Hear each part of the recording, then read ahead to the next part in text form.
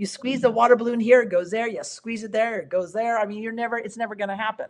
And so they've lost control of them with a narrative, and they're never, ever, the genie's out of that bottle. It's never going to come back. It just isn't. I mean, and they could get nasty. They could get diabolical. I mean, they're not going to play nice. Let's just say that. So, and you would have to imagine a big event. They'll just scare the bejesus out of everyone. Go, oh my God, save me. Help me. They're going to try that. And so hopefully people will be smart enough to understand that that's the game plan, and don't go into fear. Welcome back to Collapse Life. I'm Zahra Sethna. Please be sure to like and subscribe if you want more conversations like this one that tell you what's coming before it arrives on your doorstep. When one of the gutsiest advocates we know tells us this is the hill to die on, we sit up and pay attention. And that's exactly the warning we recently received from today's guest, Reinette Senum. She's here to tell us about a proposed federal telecom rule that could take away our right to decide what gets built in our own communities. And this isn't just about antennas or cell phone towers. It's about whether neighborhoods, parents, and municipalities still get a say about what happens on their own streets. Reinette is someone who has spent decades fighting government overreach as a former mayor, a whistleblower, and an advocate who pushes back against the rise of digital control systems. So she's the perfect person to join us. And Reinette, we are thrilled to welcome you back. Thank you, Zara. It's great to be here. I appreciate it. Thank you. I have been reading your Substack, and I'm very excited to have you walk us and our audience through what the FCC is doing, why it matters, and why you think this might be a tipping point that actually starts waking people up. So I think the place to start, obviously, is the beginning. So tell us, first of all, about the rollout of 5G towers and why this is more than just internet speeds and better phone service.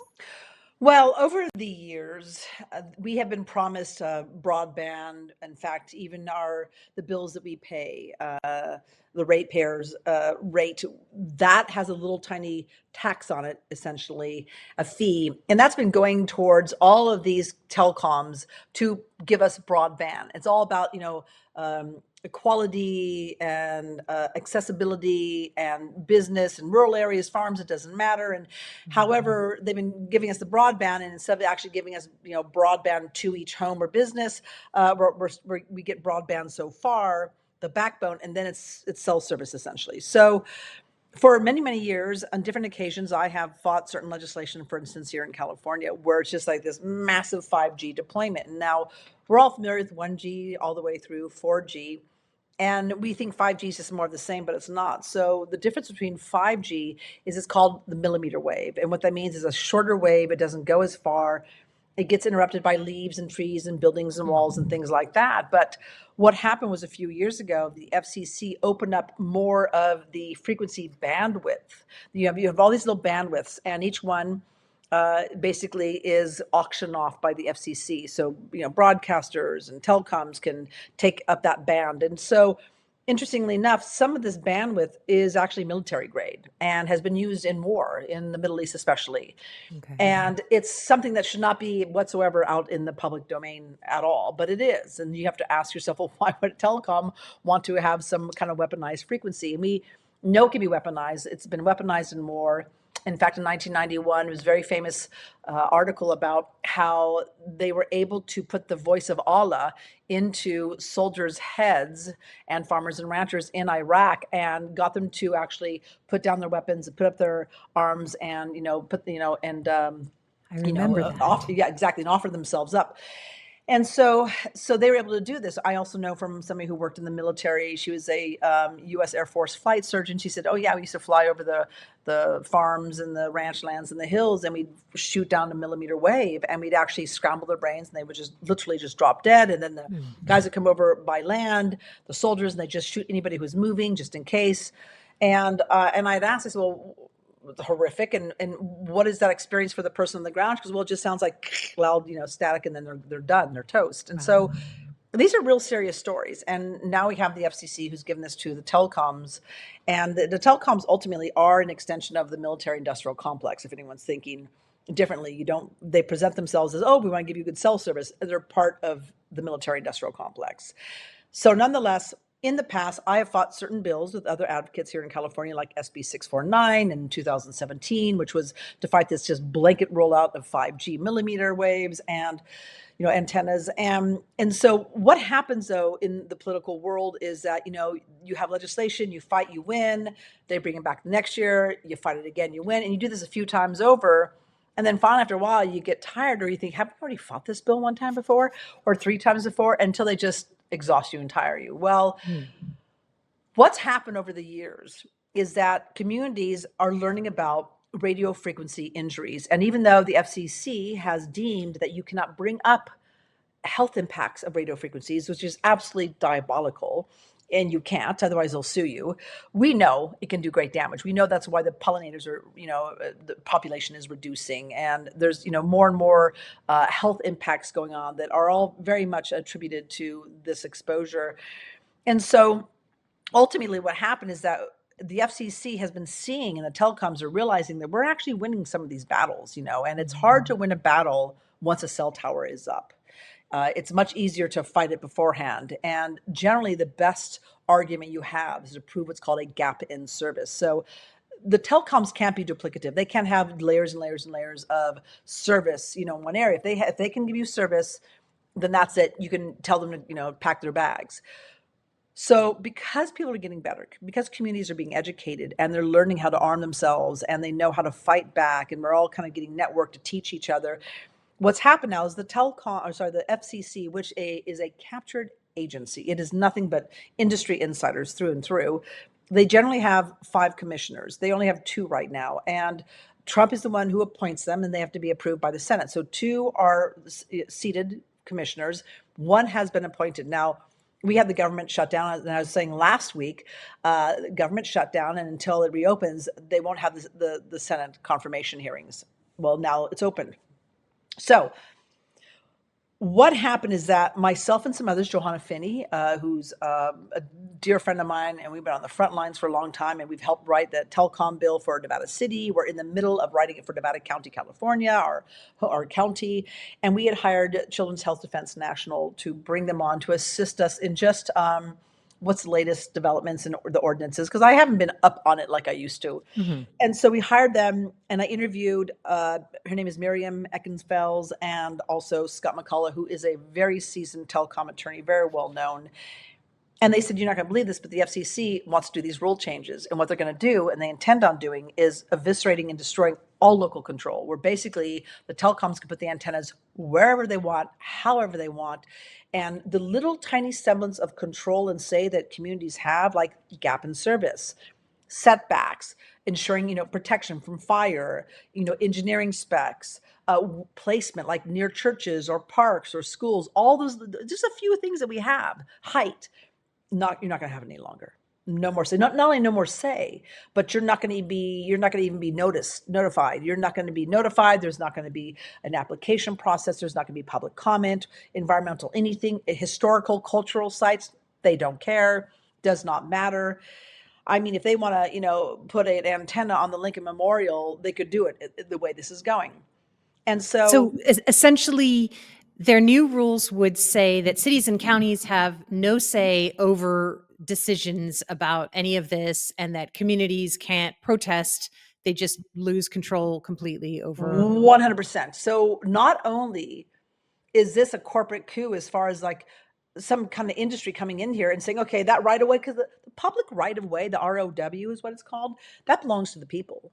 And we have a say how tall, how big telephone poles can have to be, and street lamps and this and that. And it's our place, right? And the other thing is too, is that we have a constitutional right to be able to go from point A to point B without being impeded.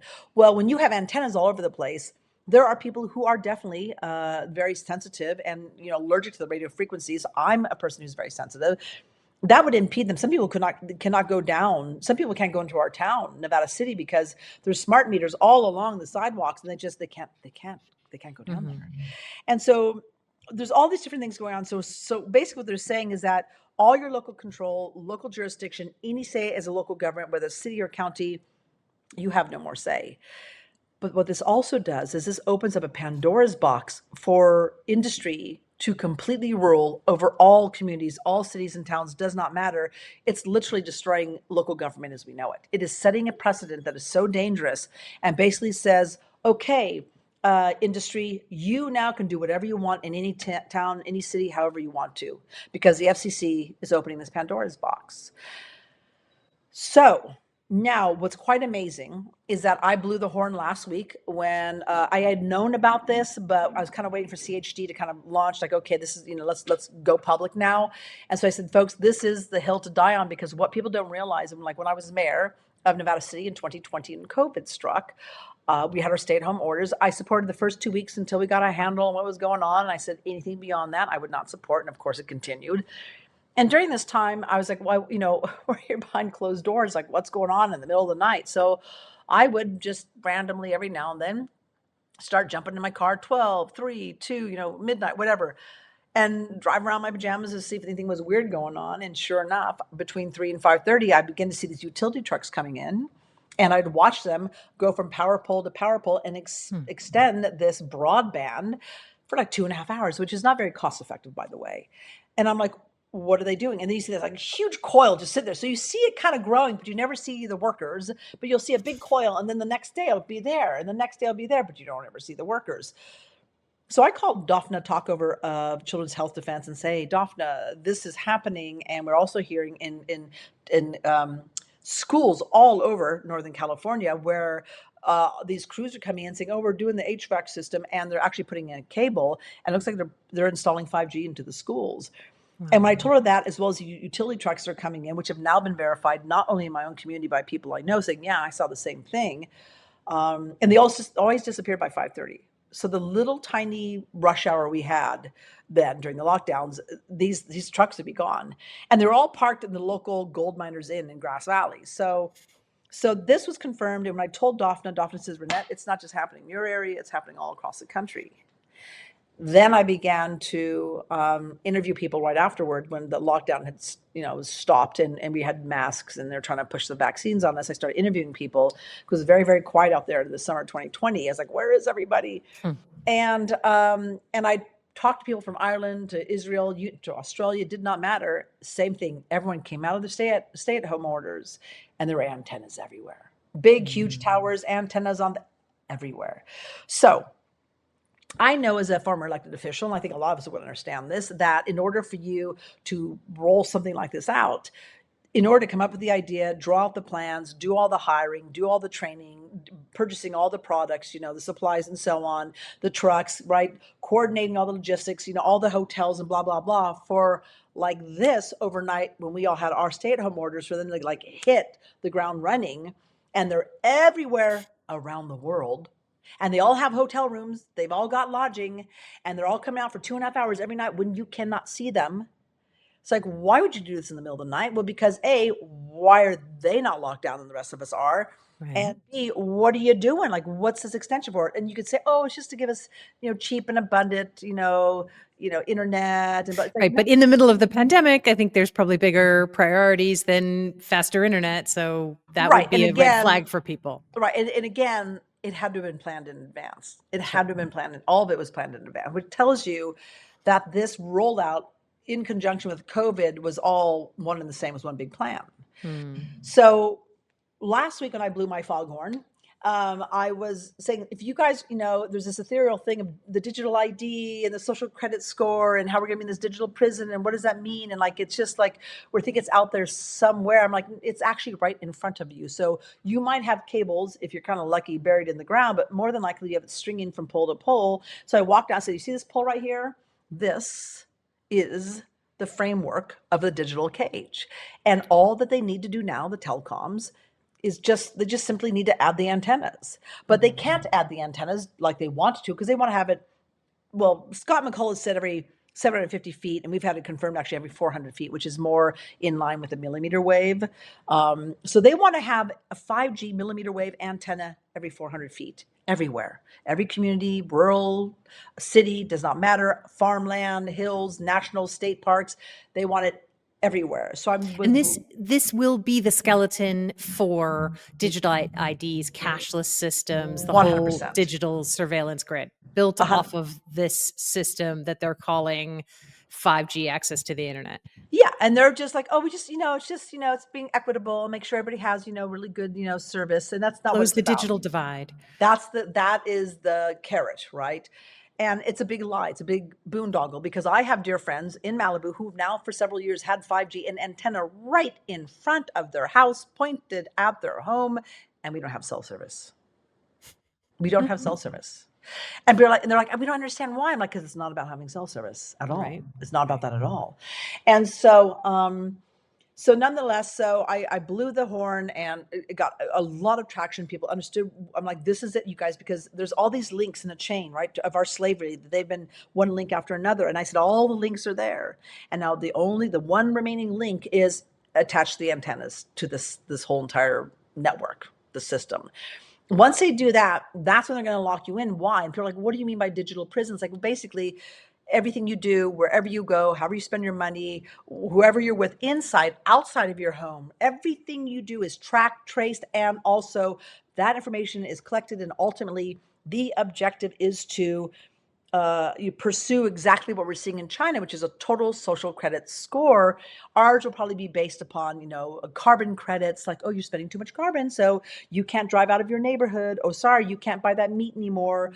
Or, sorry, you don't have a bank account any longer. You only get $1,500 a month. And oops, sorry, you shouldn't have done that. We're going to ding you $200, or just flat out close your account, or flat out not allow you to fly or be on a bus or buy anything, which is happening in spades in China. The homeless population is skyrocketing. They're like in 20 some million homeless people now in China alone. I'm sure that number is even higher, because these are people whose credit score got so low, they either could not get into or get out of their apartment buildings, or they would lose their job, or they would lose their student loan, or they couldn't take public transportation to get to their job.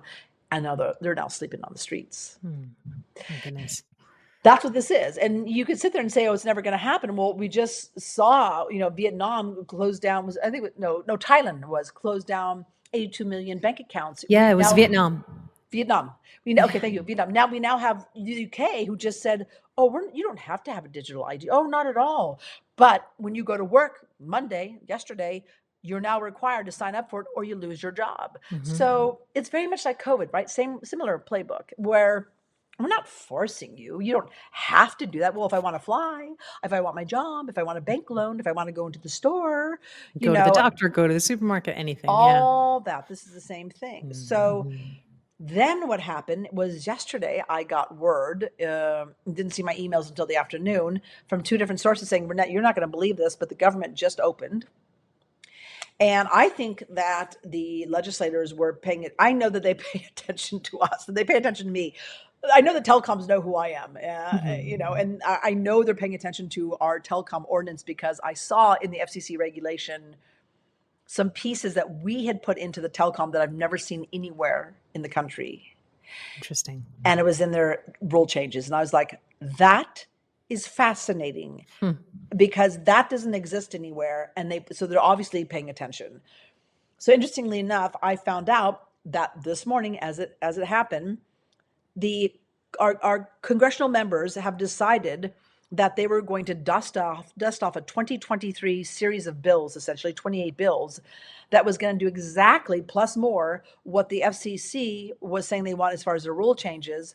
And so this morning we're listening to, the Commerce and Energy Committee, I can't think of exactly, and there's 28 bills, and they basically had 7 votes. So they voted on 6 separate bills, and then in one of those bills were all the other 21 bills.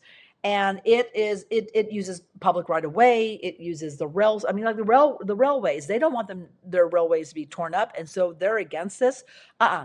All same thing. We'll just put them everywhere along the railway lines, in every neighborhood. No more local control. Interrupt you for a second. So just to be clear, so today is Tuesday, November 18th, and you're saying that Congress has dusted off an old bill 2023 that 2023 bills. that reinforces the rule changes that the FCC was going to make, or makes a parallel track for the exact same thing. So now there are 2 streams that are basically taking away these same potential 100%. So they're working in tandem to ensure that they get what they want no matter what.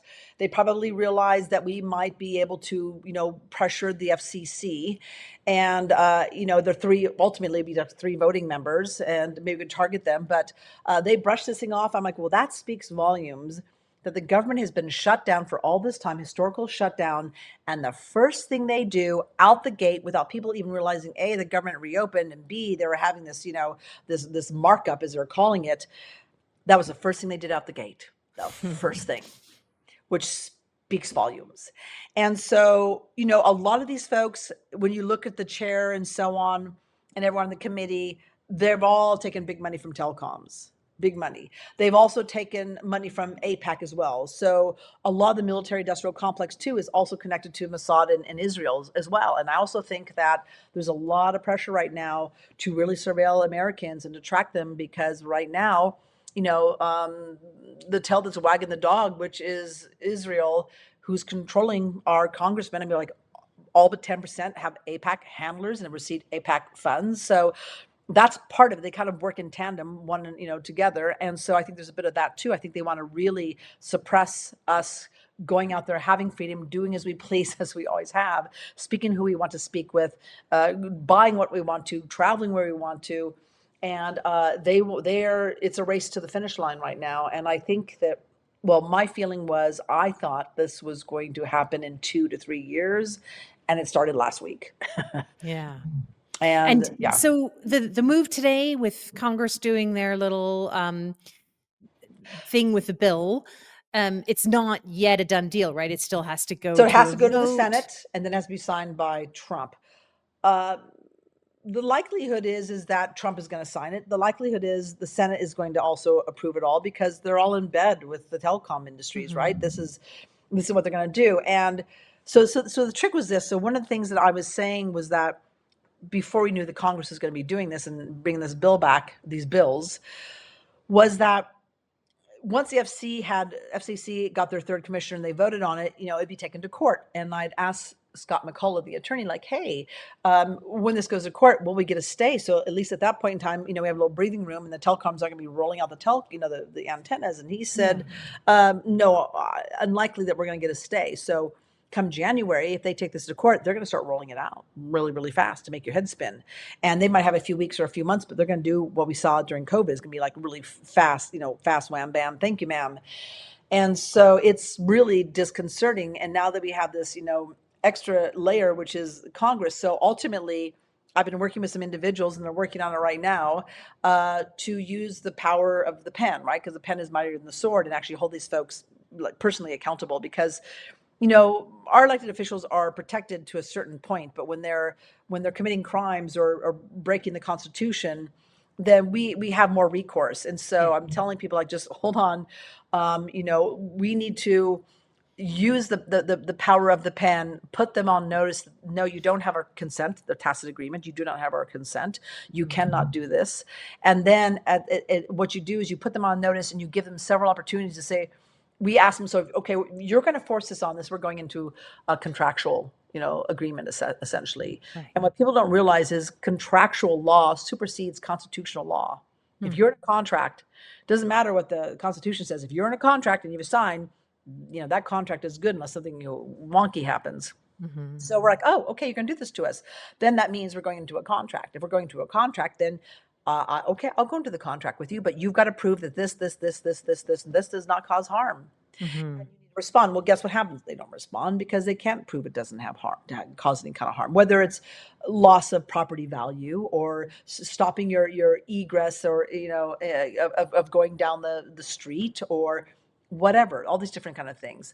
And so you give them several opportunities, and when they do not respond, like, okay, you have 10 days to respond, and they generally don't, then you give them another chance, like another chance. And basically, them not responding to you is their admission to their crime. And then you can take that essentially to the courts, and you take it to the courts in such a way that you're not really playing by their rules as much, using their language. You use it's kind of like more maritime language. And so you use different language, and you essentially already have the evidence. Like, look at, we sent them essentially 3 notices, like 3 affidavits. They did not respond, which is their admission to doing harm. And that gives you a much, much, much more powerful place to be in. And so, and then I have people who will say, well, you know, petitions don't work and going to court doesn't work and blah, blah, blah. And I'm like, look, I can't say I don't disagree. A lot of times things don't go our way.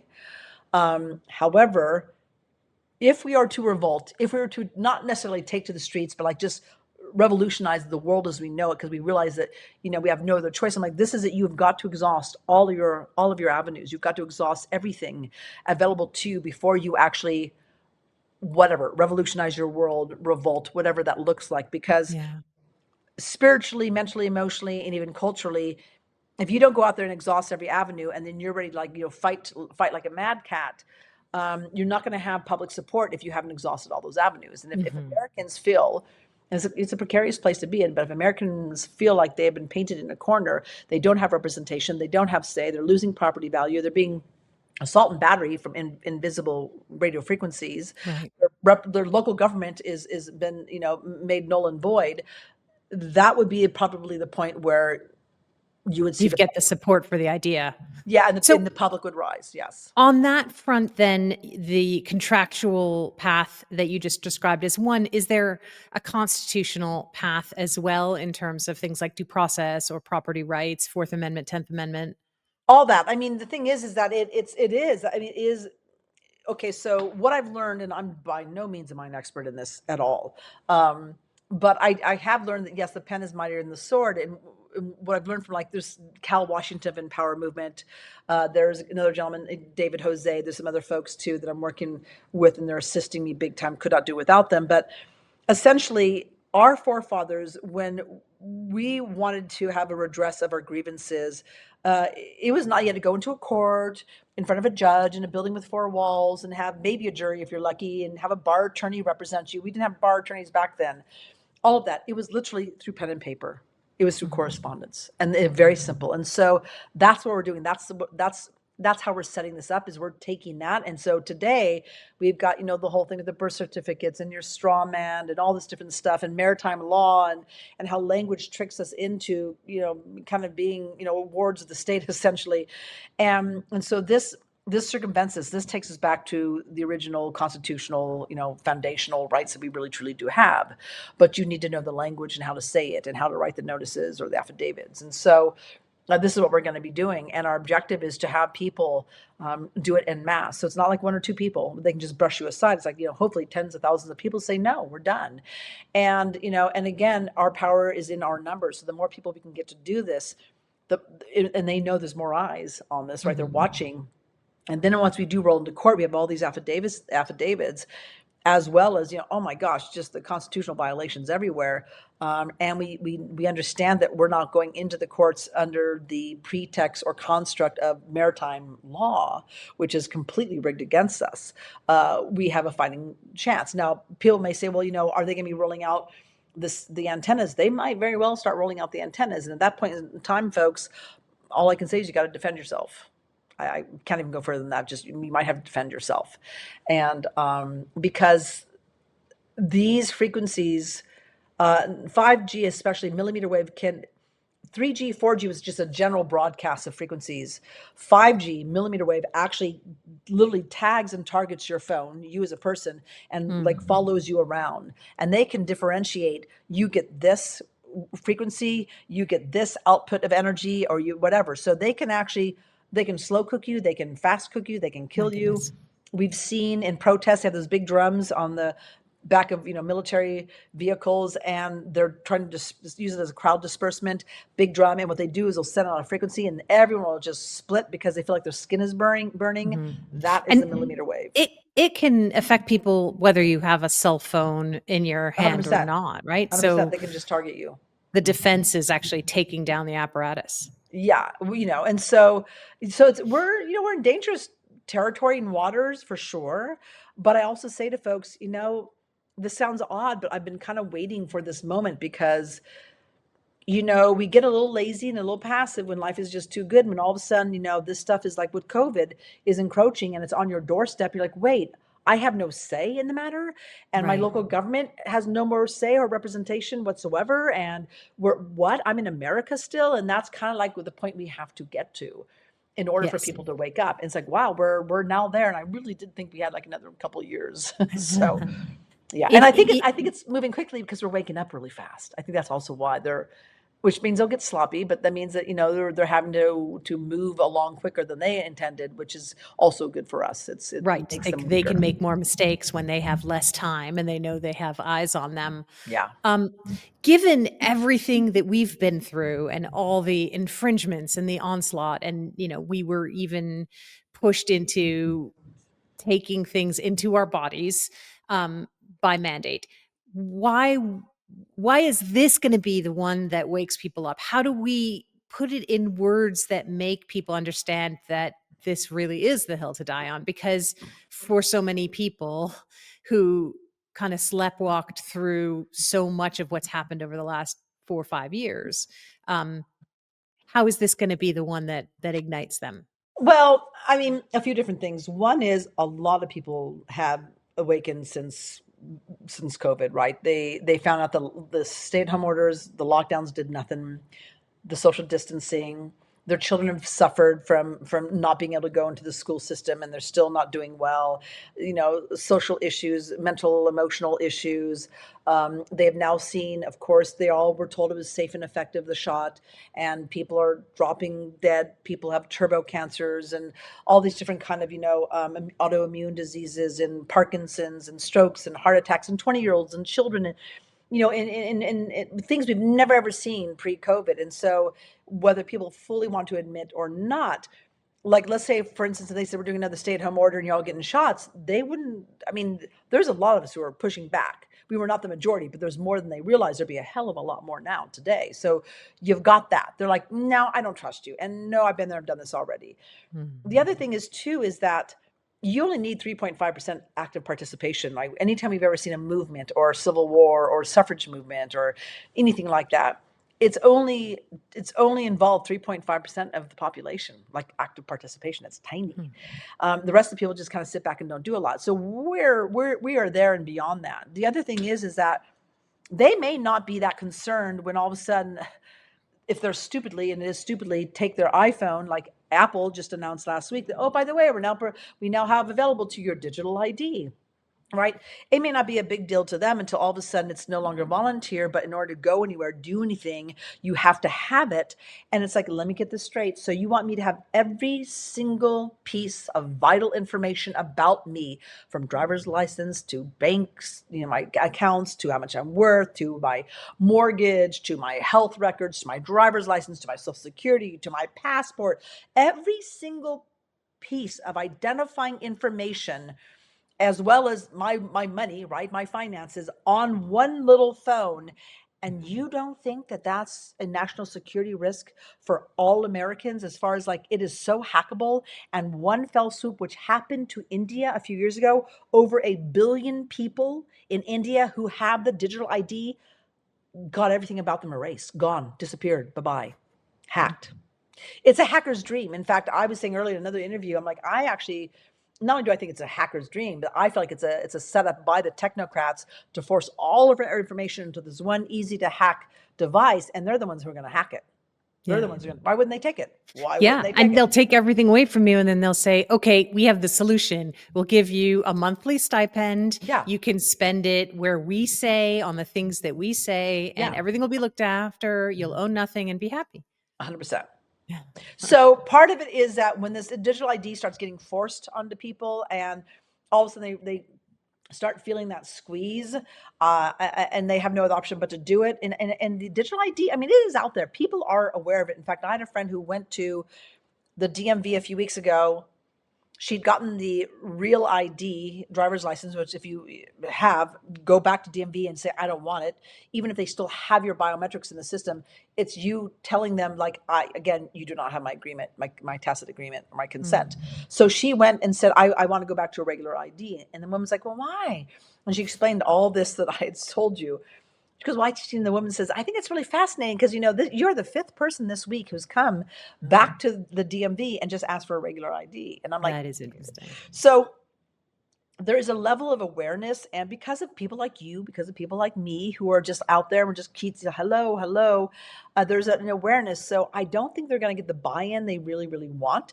And, but what they're going to try to do is, in fact, I'm not sure about the EBT cards, but I'm still kind of curious to see, are they going to try to even, I haven't heard any word, are people's EBT cards working? I don't know, but I'm like, Yeah. are they going to pull a fast one and say, oh, you can have it, but we want your biometrics first? Are they, I'm still on the fence about that. I'm like, is this going to be happening? Because this is what they're going to do, is they get you so desperate.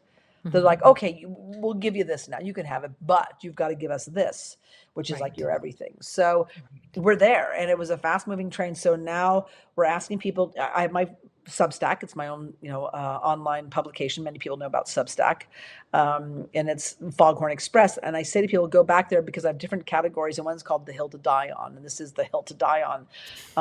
And so this is really, this is all the framework is there for the digital cage, and all they need to do now is just add the antennas, and they're going to be tracking and surveilling you in ways you cannot imagine, and they can literally determine what boroughs you go into, in New York City, what country roads you go down, whether or not you can leave your neighborhood or your city, which, by the way, in China, if you see this full-fledged system, they have all this orange netting all around certain neighborhoods, and they have patrol walking around it, and they have turnstiles, and you have to give your biometrics or your phone to get through the turnstile to get into the next neighborhood. And many people can't because their score is too low, or they did something they shouldn't have done. And and granted, they have not been able to get everybody. Like, there are people in the rural areas of China who are just like, we're not doing this. So that's why they really want to get into the rural areas here, because they want state parks, national parks, farmlands, you name it. And so they have that kind of like, you can't escape this. But even in China, they don't have 100% of it whatsoever. But also what they do have is they have generations since the color revolution in Mao. They now have generations who have been conditioned for Mhm. this hive mind kind of group think. So it is a bit easier than I think it would be in America. And if you can see what happened in Mexico City a few days ago, the cartels have so taken over the government, and they're also saying, oh, by the way, biometrics, and we're gonna, everything. They're literally in a full blown revolution, and so it's really fascinating to see. This is popping off all around the world at different Yeah. times. Yeah. It's interesting. It's so interesting that you mentioned the sort of younger generation, because at the same time as we do have a big generation of people here in the United States who have been indoctrinated into Yeah. thinking that um, their needs should be looked after. That's what the government's job is, and that I would give all of those things to them. Um, we also have that same generation of people who say the system that exists now doesn't work for me, and they want to break out of that. The problem is that the options presented to them that are looking kind of attractive to them are technocracy or socialism or things like that. But the initial feeling that everything is broken, I have no future, there's nothing for me, is an impetus for big change. And that is what we're seeing in Mexico and what we saw in Nepal a couple months ago. We just wrote about that on Collapse Life. And so it's, as you said, a very tenuous position to be in. There could potentially be a very good change that comes of it, or a very scary change that comes of it. But one way or another, something's going to change. Right. Something is going to change. So Gen Z, they're definitely Gen Z and the millennials. But when you look at what's going on, what is Budapest or Nepal or Mexico City or other areas, it seems like Gen Z, they're the ones who, when you're in a position where you've got nothing to lose, it's a very powerful position to be in because you got nothing to lose. That's right. And Gen Z is like, okay, we might have socialism and you can give me a little check, but basically there's no purpose for my life. And in fact, it looks like I'm going to be replaced by AI. Exactly. And I will never have a home. I'll never have a family. I'll never have anything. You can't save up. You can't save up anything.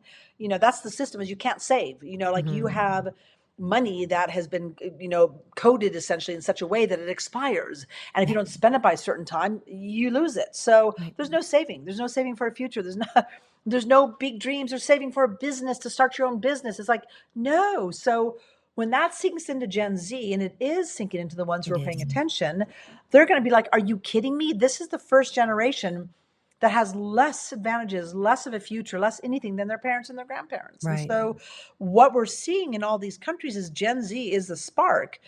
And then behind them follows all the other generations. They're like right behind them. And they Yeah. just kind of, follow suit. And so this is also why we see an attack on TikTok, how China took, it was taken away from China and given to Oracle essentially to oversee in Israel, because why Israel is upset that Gen Z is not buying into Israel first rather than America first. And so they're like, okay, we're going to control social media. I'm like, good luck on that. You squeeze the water balloon here, it goes there. You squeeze it there, it goes there. I mean, it's never going to happen. And so they've lost control of them with a narrative, and they're never ever, the genie's out of that bottle. It's never going to come back. It just isn't. I mean, and they could get nasty, they could get diabolical. I mean, they're not going to play nice, let's just say that. So, and you would have to imagine a big event, they'll just scare the bejesus out of everyone, go, oh my god, save me, help me. They're going to try that. And so hopefully people will be smart enough to understand Yeah. that that's the game plan, and don't go into fear. Yeah. And so and also I go back to, this is very much a spiritual war. This is against good and evil. And I have to say, I think as a humanity, we've been kind of resting on our laurels for a long, long time, and we could do better. We should do better. I think we should be more connected to the creator and God's source, whatever that is to you. Yeah. And I just feel like we have been so separate from God and nature and the divine and our true spirit and who we are, that, and we've been dumbed down, through the generations, through the education system, through the media and so on, Mhm. that I think that this is really, it is a war for the soul. And so, Yes. that's why I have my tag on my Foghorn Express say, this is the hill to die on. It's like, you guys were here. I mean, I've been in this fight for a couple decades solid, That's right. many which ways, and I'm like, oh, we're here, this is it, the gauntlet just dropped. And they're coming in, they're storming in, and they're moving fast because they know that people are waking up. And Yeah. There's been a so real acceleration, I think, just in the sort of second half of 2025. Everything that maybe you and I would have talked about this time last year as something that's coming, and maybe there's something that we can do to maneuver around it in the meantime. It's here now. It's all happening now. And the tone of every conversation we've been having for the last few weeks has shifted in that direction of how do we deal with what's here already, not be warned that it might happen in future. no, Um, yeah. I know you mentioned that there was this coordinated call to action being developed by a veteran strategist who you mentioned before. So when should people look for that? When is it going to drop? Well, I actually was hoping to have it on Friday, and it's taken a little while because we have a lot of home addresses that we have to get also and collect. The language has to be just right. But what I've been doing in the meantime is just check back. But in the meantime, I've been trying to also educate people and kind of prime the pump on.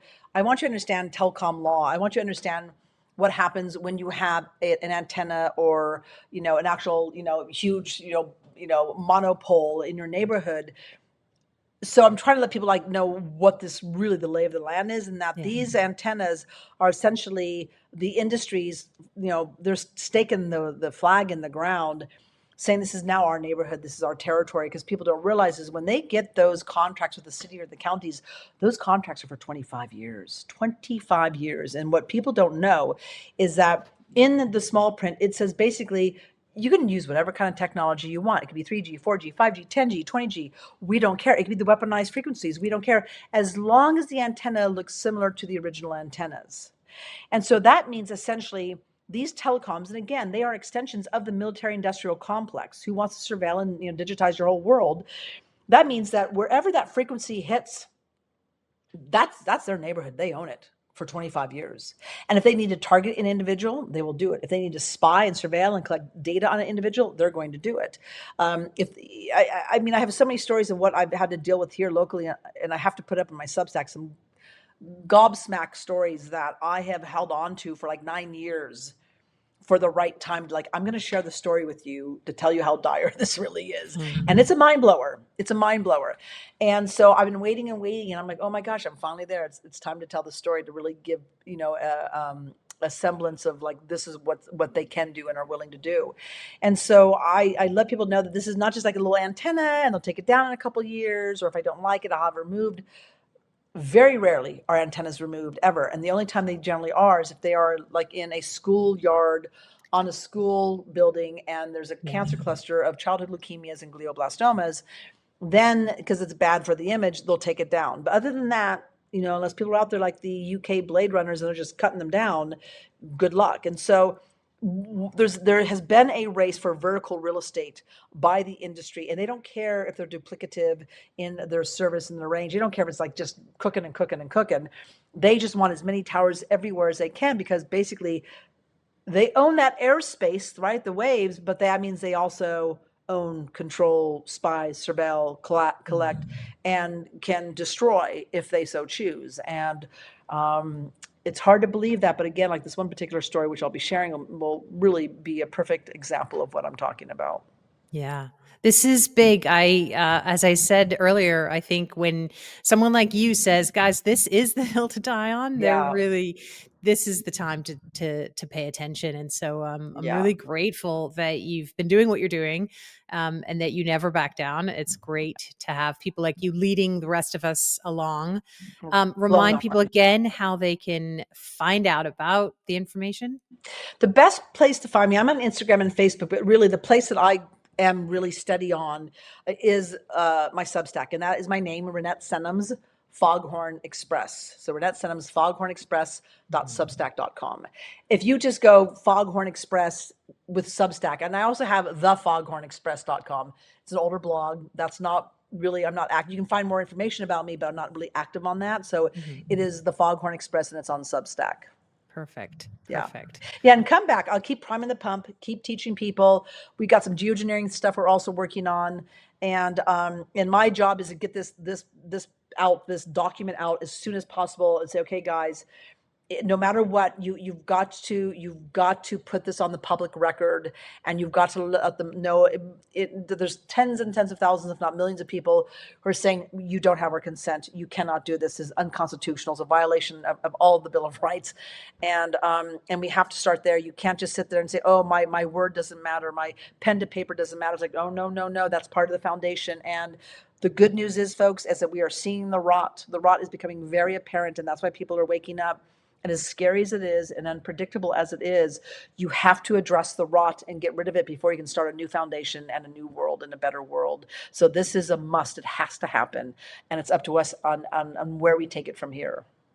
Thank you so much. Please keep us posted. We will keep sharing as much as we can on our Substack and on YouTube. And we're just, again, so grateful. Thank you so much for helping everybody understand what we might be giving up in the name of progress or connectivity. Yeah, exactly. So, just stay tuned. We're there. We're at the Rubicon, as they like to say, and don't give up. Don't be hopeless. It's a necessity, and just stay vigilant and stay active. Yeah. Absolutely. Thank you so much for the opportunity. Oh, thank you, Reinette, and all the best. And we'll be in touch very soon. Thank you so much. Bye, everyone. Thank you.